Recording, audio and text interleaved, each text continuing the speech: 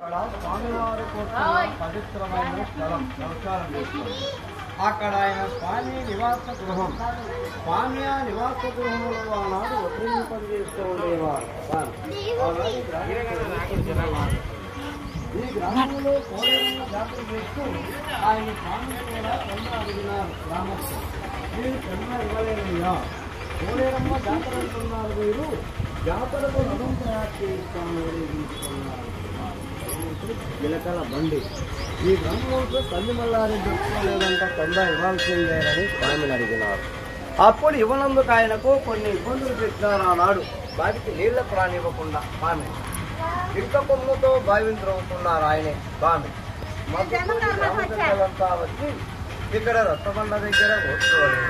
కోడేరమ్మను మట్టి బొమ్మను చేయించి గ్రామం నడిగేతులో పెట్టిన్నారంట అమ్మవారిని ఊరేగింపు.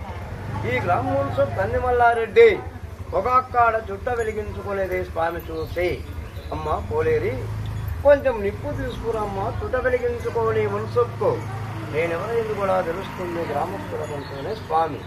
అప్పుడు అమ్మవారు నిప్పుల వైరాలము కూడా తీసుకొని వస్తుందంట నడిగేదిలో నుంచి. వచ్చే రూపం స్వామికి కనిపిస్తుందంట, కానీ వీళ్ళెవరికీ కనపడుతుంది, వెలుగు మాత్రమే కనిపిస్తుంది. ఈ రూపంలో వస్తున్నామమ్మా, ఈ రూపంలో వస్తే జనులు చూడలేరు, భయపడతారు. బాలిక రూపంలో ప్రత్యక్షంగా అమ్మవారు సాక్షాత్ బాలిక రూపంలో రెప్పుదిస్తున్నారు. అప్పుడు ఇస్లాం స్వామి పోలేరు, ఈ రక్తపాతాలు ఇక్కడ వద్దు, గ్రామానికి వెలుపల పర్లాంగు దూరములో చెట్లు లీనమైపోమ్మా, అక్కడే పొంగళ్ళు జరుపుకోమంటూనే స్వామి అమ్మవారి చెట్లు తెచ్చి గ్రామానికి అమ్మవారి దేవస్థానం ఇక్కడ ఈ ఆలయ పూజావిధానం పూజా కార్యక్రమాలకు ఇక్కడ ధూపదీప నైవేద్యాలకు వీరు కూడా మత్స్య స్వామికి చంద్రాంత ఉండిలో సమర్పించుకోవాలి.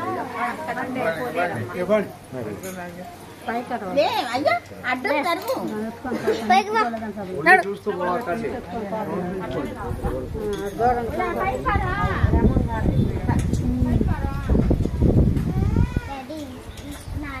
Yeah.